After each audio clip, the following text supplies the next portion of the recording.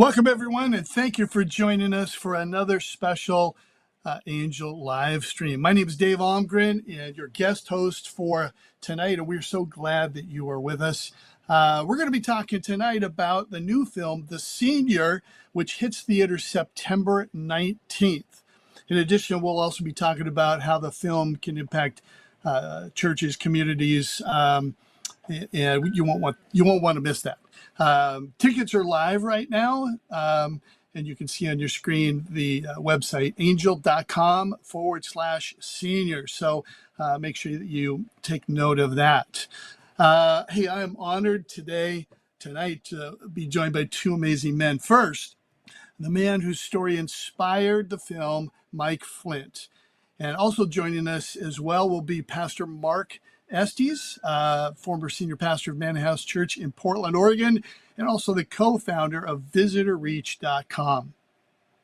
Hey, but before we welcome them onto the stream, we'd like to formally introduce you, the audience, to The Senior, for those of you at home, and begin by playing the trailer for The Senior. So we're going to roll that, and then we'll come back and join us for the rest of the show.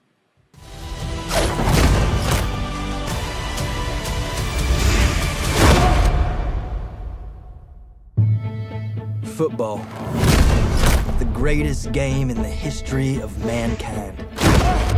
It's more than that. It's a shot. Hello? At immortality. I never finished my senior year. Why not? I got thrown out for fighting. You're done! What kind of a captain gets kicked off his own team? I wish I could go back and do it all over again. I'm eligible. Eligible for what? To play? Every one of you is gonna have to earn a spot on this team. Just to be clear, there's no hidden camera somewhere? No one's gonna run over me. I'll guarantee you that. Okay. Okay? Yo, what you listening to, man? Music? What we used to listen to. I said now, wait. I like this. I got something to say. What's up, man? You ready for me Father Time? You're out of time, son. You go ready now. How are you doing this at your age, man? He's like a 59-year-old Rudy. He's my father. I'm coming for you, old man. I don't want to watch him break his neck. If you got hurt, it would destroy every soul on this team. Why does this one have to be a win? It's not about winning. I know why you have to do this, and I'm with you.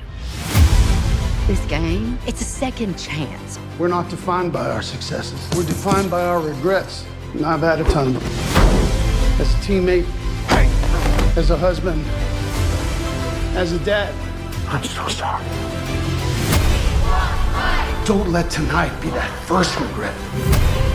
Will Mike Flynt finally get his name in the history books? Let's make this a game they'll always remember. That's you, Flynt.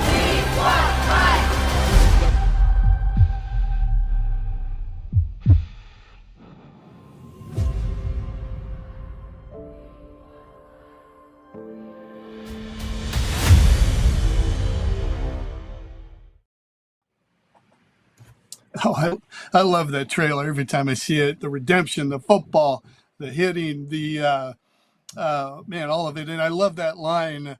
He's a 59-year-old Rudy. Man, this exciting. I can't wait to see the movie on the big screen. Obviously, I've seen it already on the small screen, but it'll be great to see it with an audience on the big screen.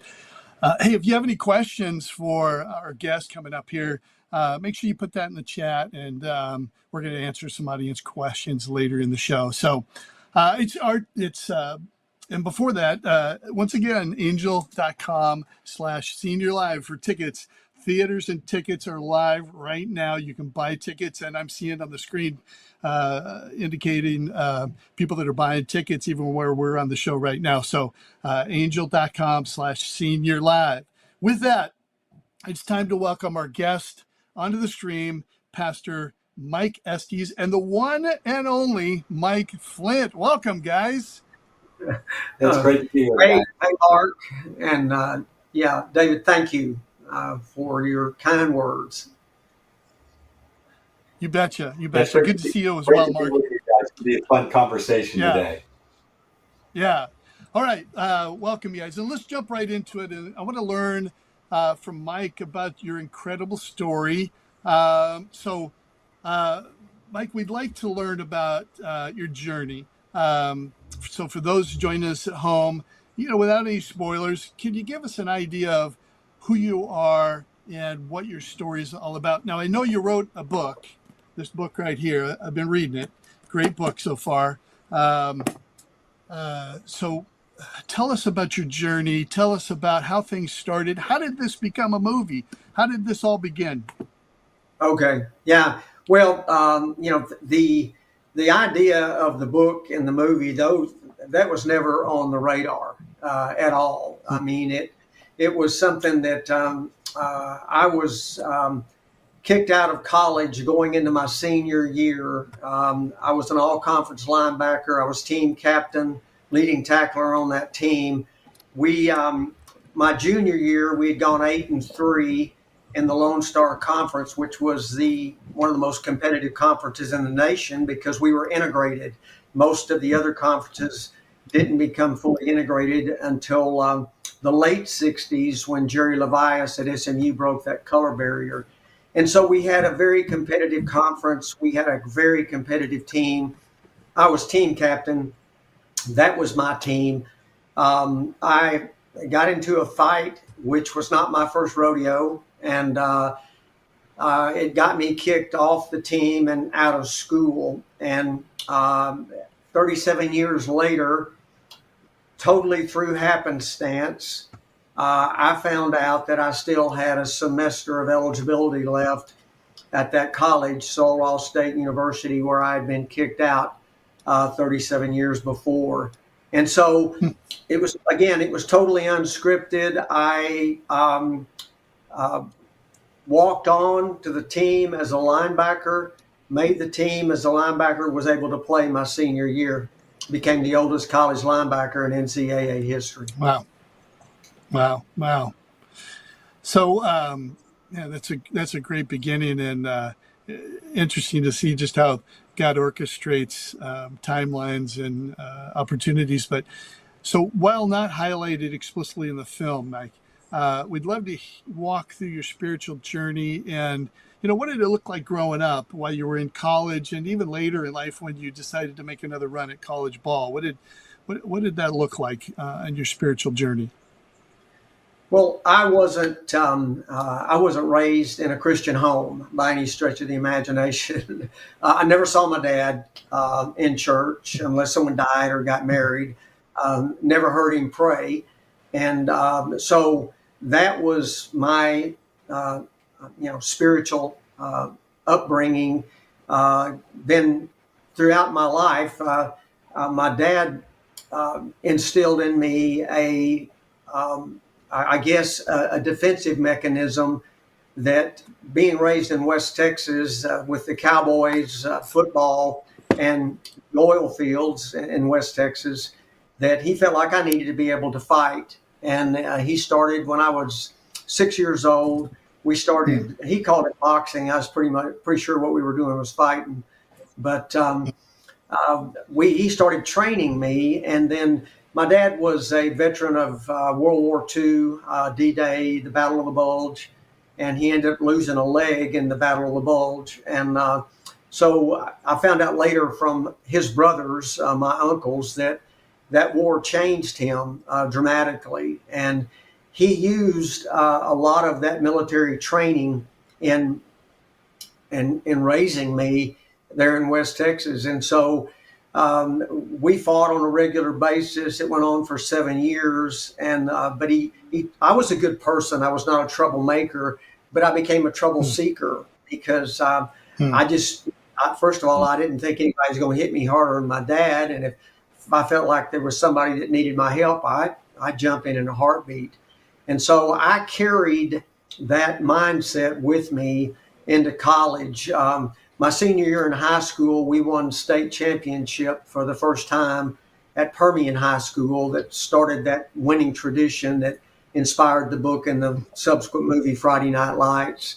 And I was a very good football player when I was young. I was one of the few players on that team that was received several postseason honors. I had multiple football scholarships. I ended up at Sul Ross State University, and again, Sul is short for Sullivan. And I was an all-conference linebacker, leading tackler on that team, and then I had a stellar reputation with my teammates. The administration, however, did not share that same opinion of me. I had 10 off-the-field fistfights prior to the one that got me kicked out. And so that's when the president of the college said, I've heard Mike Flynt's name for the last time. So, yeah. So, Mike, when was that pivot point in your life where, the spirituality took hold and caused you to start looking at life a little bit differently? Well, after I was kicked out, I moved to Austin, Texas. I met a beautiful young co-ed there, going to the University of Texas. And we started dating, fell in love, and got married. Eileen changed my life. She introduced me to Christ. And we've been married now for almost 53 years. But I went... I went into the fitness business, became a strength and conditioning coach at University of Nebraska, University of Oregon. Don't forget the Ducks. Yeah, the University of Oregon and Texas A&M. And so, but I got out of coaching years ago, and my spiritual walk during that time period was Eileen. Basically, she laid the law down. I was so prideful. I told her, I don't need somebody dying for me. I just didn't feel like, and so I would go to church to pacify her. She told me, she said, our children are going to be raised in church, and we're going to church. And so I was there. I would be the only time I looked at the Bible is when we were in church, and I generally was looking at other things besides what the pastor was preaching on. And we'd been married 10 years when God knocked me to my knees, and that literally happened. And I reached a point where a business debacle that I was sucked into was none of my doing, but I got involved, and I just told Eileen, I said, I think the easiest thing for me to do is take my pistol and go in this closet and get this over with. And she knew with my violent past that it scared her, and so she took me by the hand, and we went on a long walk that afternoon. And it was the first time that I ever really realized the depth of her relationship with Christ. And somehow I knew, I didn't know exactly how or when, but I knew things were going to be okay.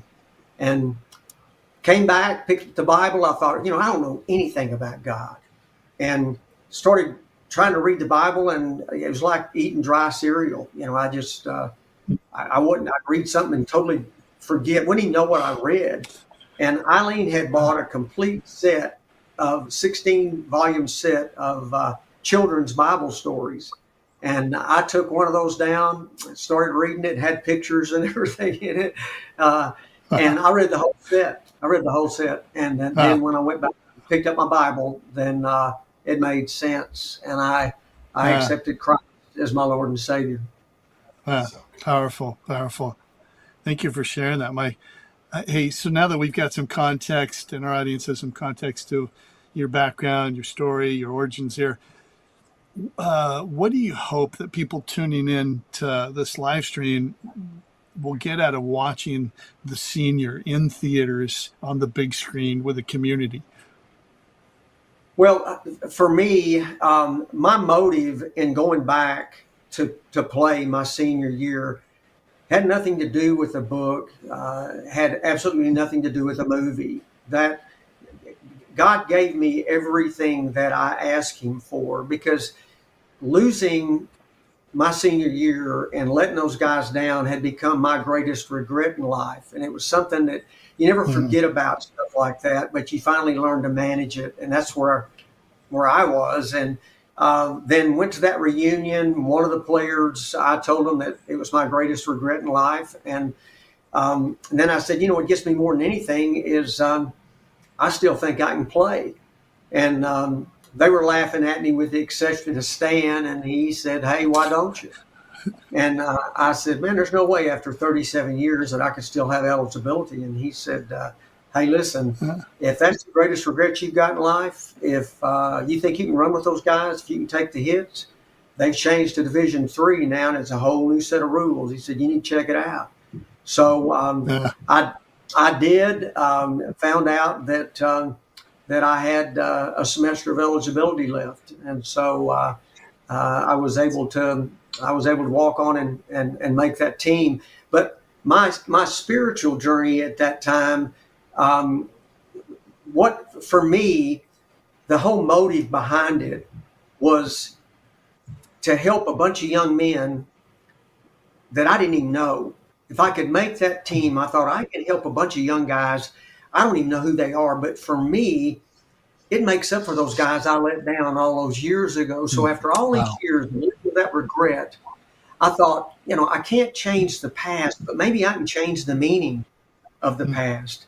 Maybe I can do something today to help a bunch of young guys. And for me, I can substitute it for those guys I let down all those years ago. And so that was my total motive for going back to play and trying to make the team, because I had a former coach call me and he said, "Mike, I've told these other coaches at Texas Lutheran and Abilene Christian College about you, and they said you're welcome to walk on there if you want to come on." I said, "Coach, it has to be Sol Ross. I mean, I've got to go back to where it all happened." And so that was my motive. That was my motive. Wow. And powerful. So, that's what, and I've got to tell you, and this is not a spoiler alert. This is just so that people will understand. At homecoming, 26 of my former teammates and coaches came back to watch me play, and we had a meeting on the 50-yard line prior to the game, and one of them grabbed me and said, "Mike, we keep reading where you said you let us down all those years ago. We knew that fight wasn't your fault, and we never blamed you for that. And besides, look, because you came back to play, we're all back together again." And so God in his mercy gave me the forgiveness that I needed from those former teammates to overcome that greatest regret in my life, because God just cleaned that slate for me because he knew my heart. He just knew my heart. Good stuff. Hey, let's pivot a little bit. Pastor Marc, we'd love to kind of shift the conversation a bit. And could you share through your pastoral lens, what was it like watching this film for the first time? And I imagine you weren't familiar with the story. Maybe you were. I know you're a football fan, so maybe you had knowledge of this. But what really stood out in relation to Mike's story as you watched this movie?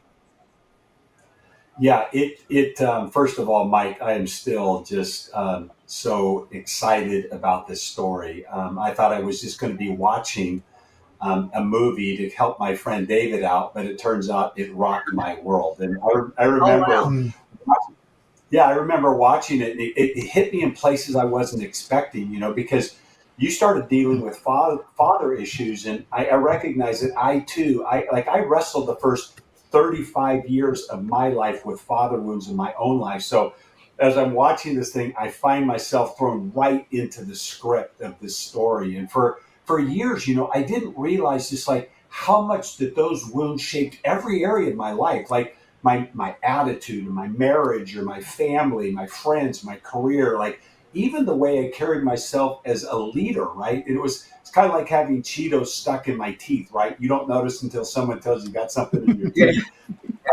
the good news of my story is that I had a God encounter with my dad. I called him the godliest atheist that I'd ever met. But there was a great time of reconciliation and healing.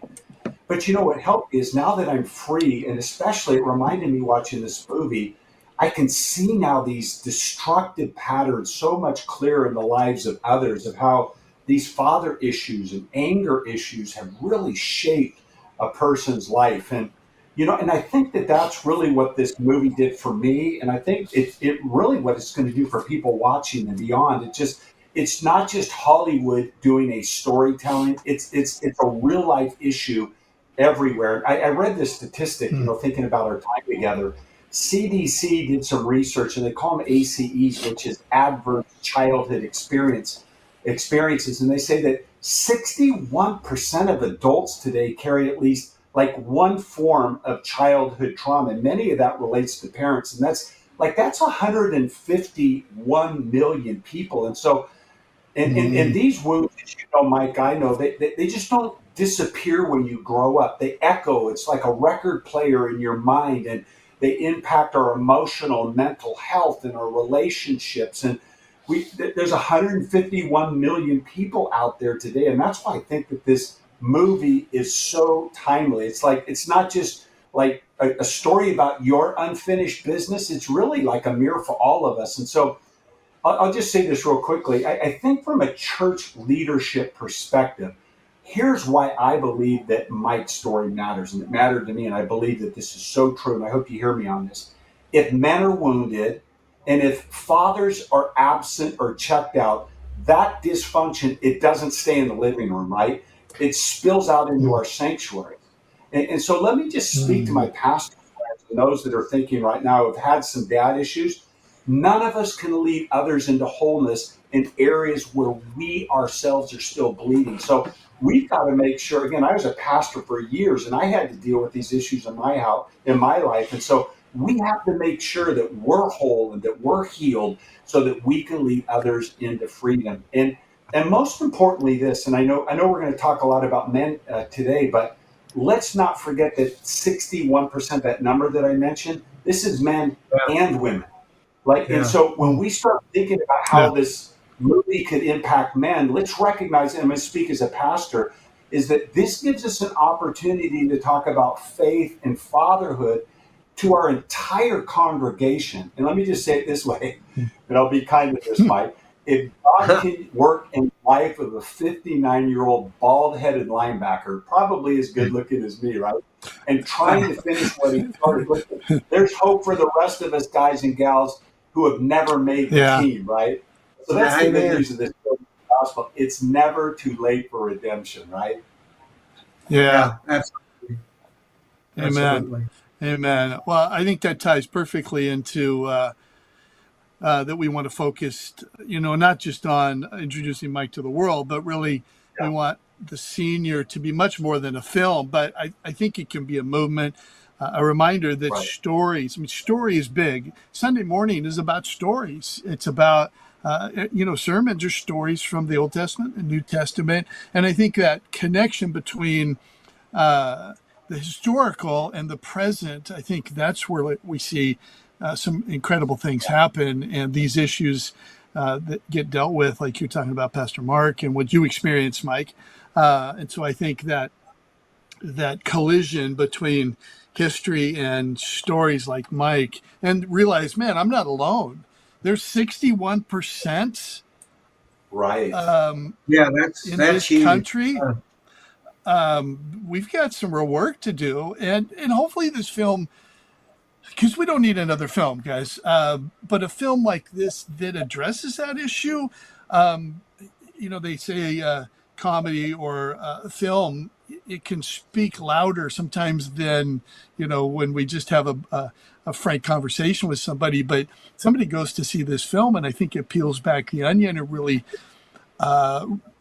exposes these things that we need to deal with. And so look, commercial here real quick. If you're looking for tickets, live right now at angel.com/senior live. Tickets are available right now. There's people that are buying tickets all the way throughout this live show. So make sure you do that. Hey, let's turn the table, guys, a little bit to kind of our fatherhood and faith round table here, where we're going to talk a little bit more about fatherhood. So Mark and I met you, I think it was last week, Mike, and we talked about really there's a lot of principles in this movie that we felt like were really God moments and biblical themes that could be lifted from this film. And they're not necessarily chapter and verse, but I think they speak as loud as some films we may see that are on the nose. But I think these principles speak loud and they speak clear. So, Mike, if you'd speak to that, The Senior is more than just a big screen movie. It's a journey that invites audiences to reflect on faith, fatherhood, and the impact on this next generation.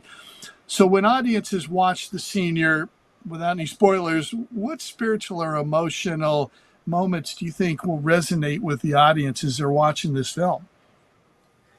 Well, what I hope that the audience gets out of this is we've all heard the nursery rhyme, sticks and stones will break my bones, but words will never hurt me. That's a lie straight out of hell, because words are extremely powerful.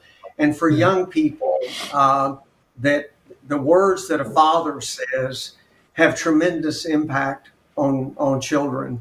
And words spoken in anger, words spoken just flippantly. As fathers, we need to think about the things that we say. We need to tell our children, we need to tell those people that God has put in our lives that we love them. And it doesn't need to be in response to them telling us that. It needs to be random. It needs to be something and we tell them how proud we are of them, not for any specific reason. We're just proud, and they need to hear it. They need to hear it again and again and again, and they need to know that we reinforce everything about them because of our love for them, and that's how God is for us. Where would we be if He only loved us when we did something that we felt like was fantastic, that we had earned His love? And so, as fathers, particularly our daughters, we need to tell them they're beautiful. We need to tell them they're elegant. We need to tell them that they're smart, they're creative, they're athletic. We need to brag on them, and it needs to be something that's intentional. It doesn't need to be just a passing statement. And so I hope that when people see The Senior, they realize the deficiency in that, in my role in part of the movie. And I'm not going to give a spoiler alert, but anyway, but that's something that I absolutely hope that fathers and mothers as well, but fathers towards all their children, their whole family, that they're constantly bragging on them, loving on them, and making positive statements about them always. So in the film, there shows some challenges and rewards of being a father and a man of faith. Speak to that a little bit in regards to your perspective in this film and what people will take away in regards to the challenges of being a man of God, of being a father, but the flip side, with those challenges, there's rewards. Well, to be in your faith is something, and again, I'm talking about my faith walk. My children have always known that when I read "Seek ye first the kingdom of God, and then all these other things will be added unto you," that to me that meant that the first thing every morning that I did was I got up and got in my Bible and my Bible study, and that's what I did, and they knew that, and they knew that about me. And so this was something that I'd never experienced in my life growing up and with my dad. And so when I went back into that environment and playing football, and our children were grown at that point in time, but they still knew where I would be if they wanted to call at 6 o'clock in the morning. "Dad, are you reading your Bible?" I mean, they knew that whether I was playing football on the road, whatever I was doing, as my Bible was part of that. And so being a witness in today's world is so important. You don't have to go up and start asking someone about their relationship with Christ to be a witness. You be that witness. You just, by the absence of certain things that you do or don't do, you witness by living your life as a Christian.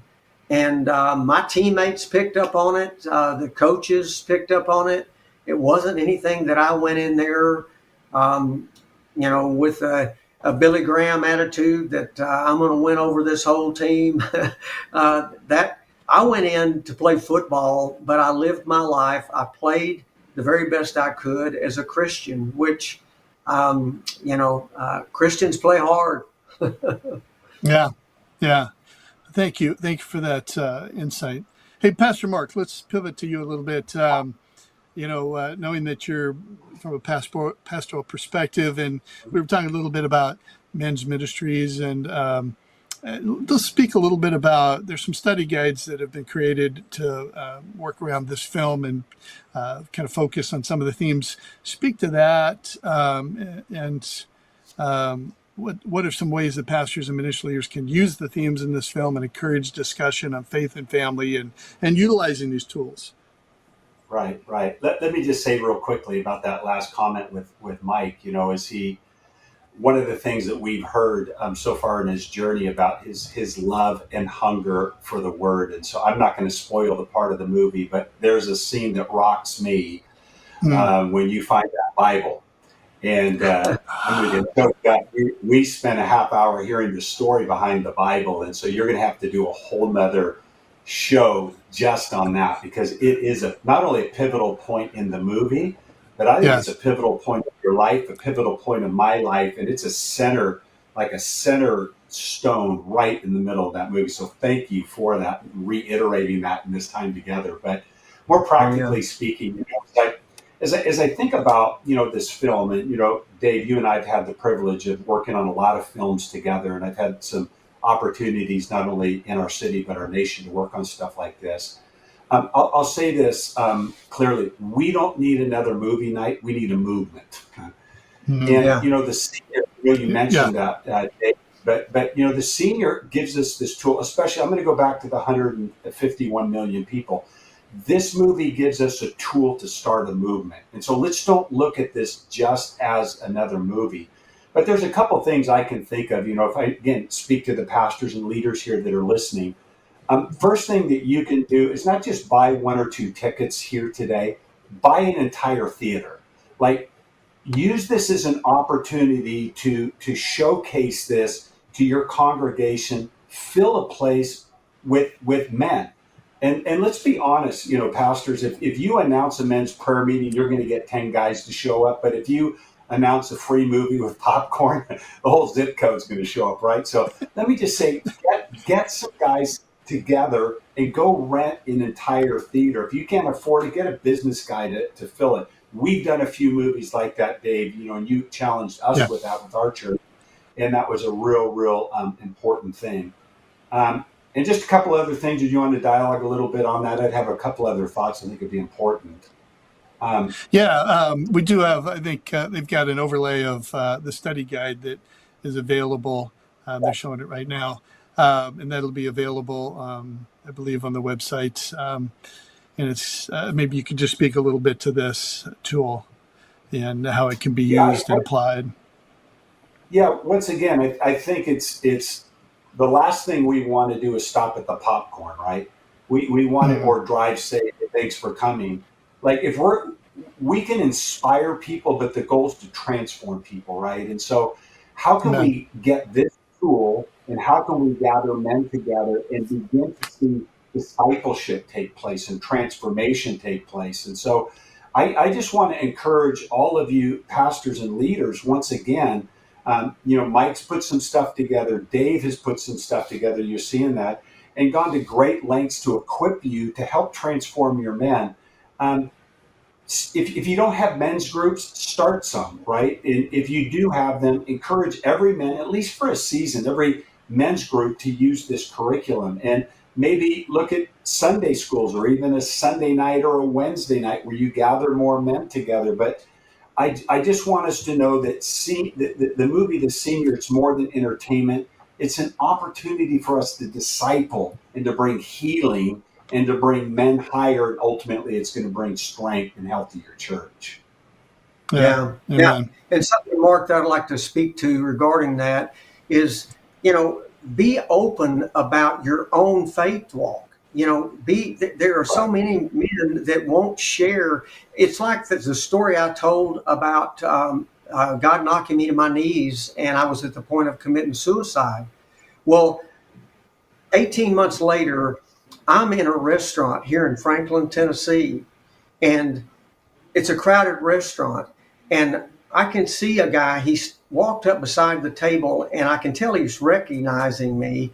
And I think, well, it's somebody from church that knows me. And I turned and he said, "Are you Mike?" And I said, "Yeah." And he said, I cannot believe that I'm meeting you." He said, "I just cannot believe this." He said, "I've just moved here a couple of weeks ago from San Diego, California." And he said, "I was in my garage putting a hose in my exhaust pipe and then in the window of my car." Wow. And said, I walked back in to my living room and the TV was on and the Joni show was on.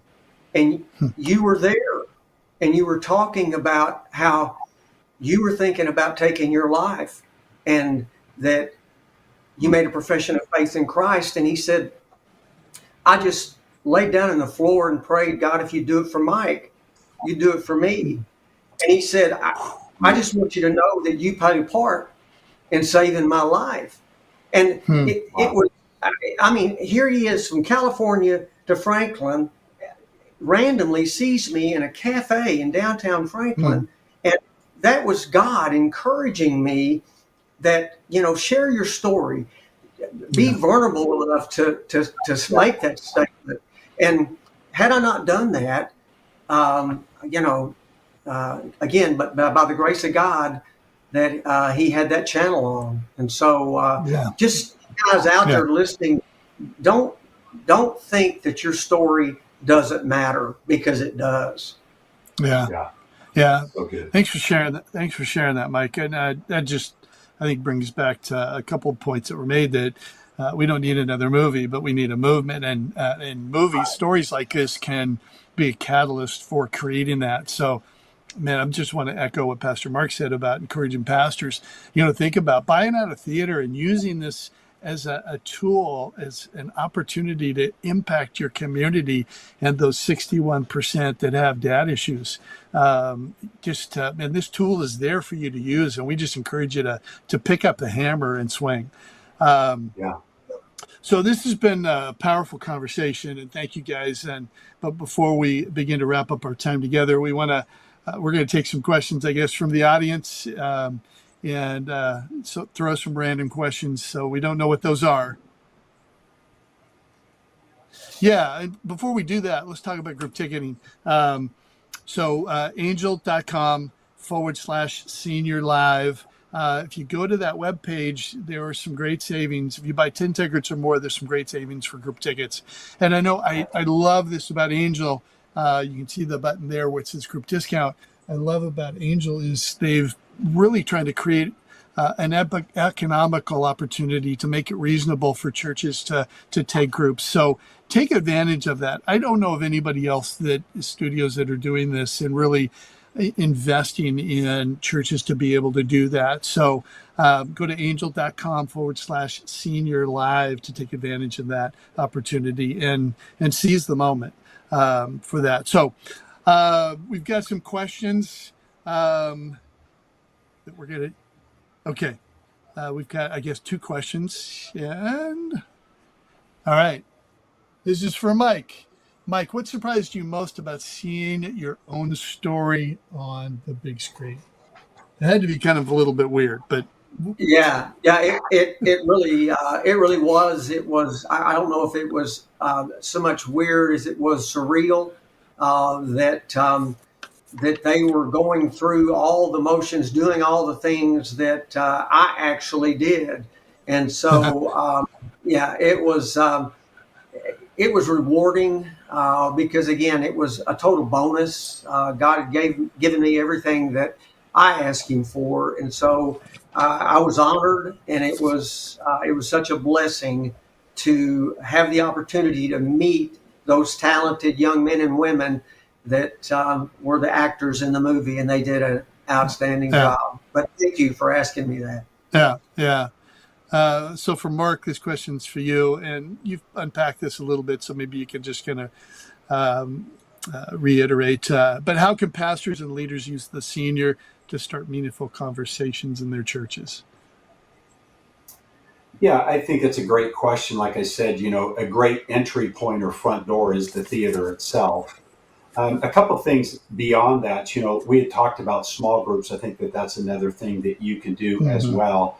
But I'd encourage pastors and leaders to think about, doing something that would be broader, even a preaching series called Faith and Fatherhood or Faith and Family, and spend some time talking about it. You could even possibly show a couple clips from the movie if you do those kinds of things.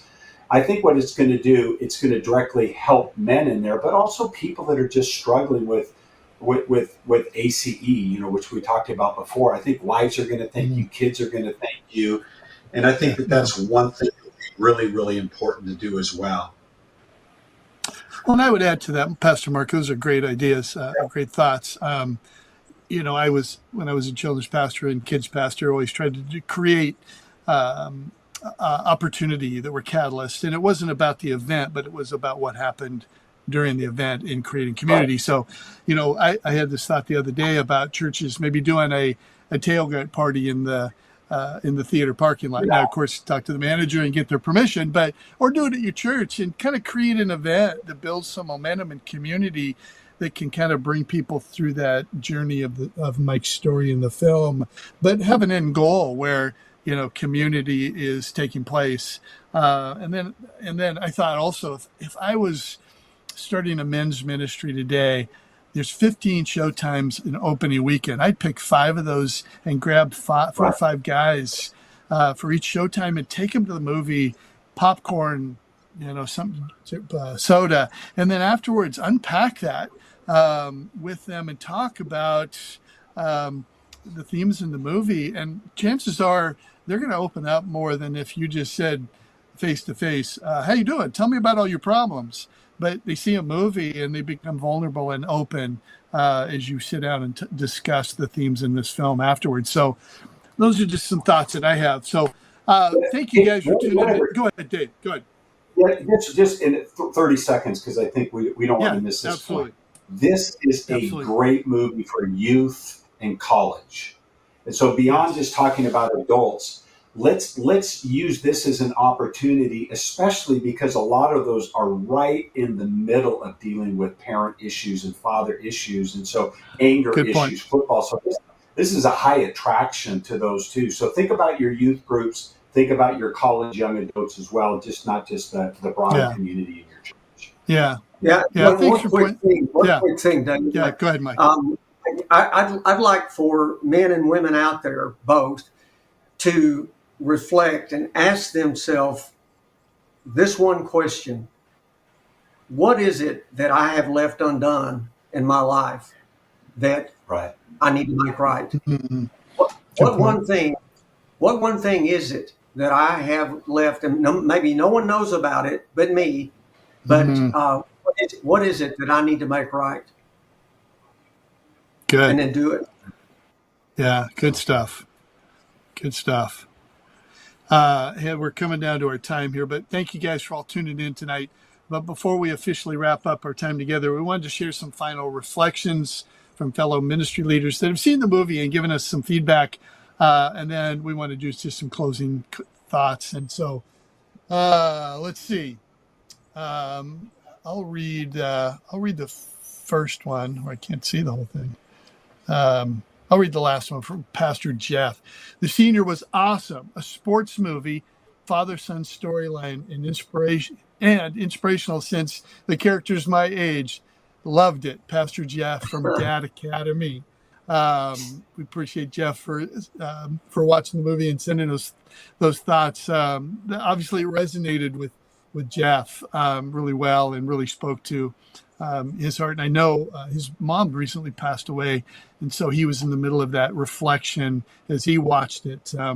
But let's see. Katie said, "Very well done. We're rooting for Mike the whole way." And then Dr. Chris, yeah. Dr. Cassandra Brunson, she's the founder of The Calling, which is a ministry that, fulfilling the purpose in your life. But she says, the senior is such an inspiration. This is a must-see movie for all families. Any thoughts on some of those comments?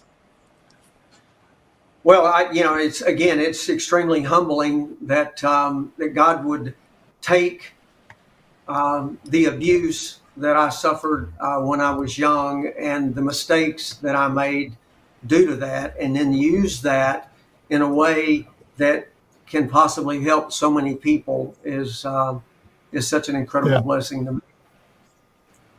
When last one I'll read here. Go ahead. I was just going to say that top one is riveting and just really is a key part. It's a movie. It says the senior is more than a sports story. It's a moving tale of redemption, second chances, and overcoming regret. All of us need second chances. All of us have some form of regret. And like I said, I was just watching this movie, and all of a sudden I got caught into this thing going, oh my gosh, this means a lot to me. That says everything about the movie, and you need to go see this thing. Yeah, so and I love how he said, I watched it with my family, my son's friends, and we all loved it. Inspiring both on and off the field. It's a film with something for everyone, and I truly believe that this is a great family film. And I know as you mentioned, Mark, we've talked a lot about men, but this is a film for everybody, and there's a takeaway. I think my wife, we watched it. My wife, man, she loved it just as much as I did. We were sitting there watching it. She wasn't looking at her phone. She was engaged. So ladies, make sure you get a ticket too. Oh yeah. So Mark, you watched. Yeah, women love this show. Yeah, women absolutely love this show. They just they do, and because again, it's Eileen's part in it is so pivotal, so amazing, and so central that they can totally relate to her. Yeah. They're probably all sitting there. The way they love it so much is they're probably sitting there going, Lord, speak to my knucklehead husband right now.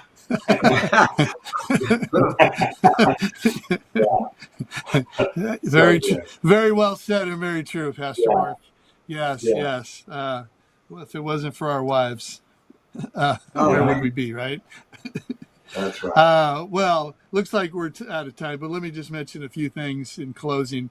Encourage you to go see The Senior starting September 19th. Bring your church, bring your community, buy group tickets now at angel.com/seniorlive. Take advantage of that. Take advantage of the discount when you buy 10 tickets or more. You won't be sorry. Thank you, Mike Flynt, for being with us today, and Pastor Marc Estes. Thank you, guys. Oh yeah, and thank you. Yeah, and I want to highlight. Keep an eye out on the senior socials and Angel socials for more info on the next live stream, which will be Friday, September 12th at 6 p.m. Mountain Time, featuring the one and only Mike Flynt and actor extraordinaire Michael Chiklis, who plays Mike in the movie The Senior.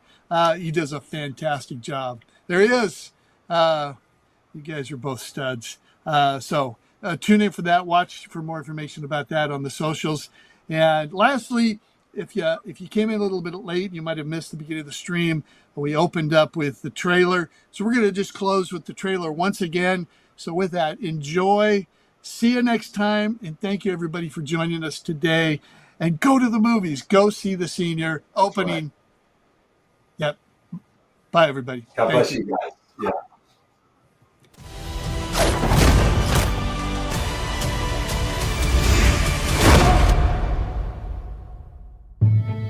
Football, the greatest game in the history of mankind. can.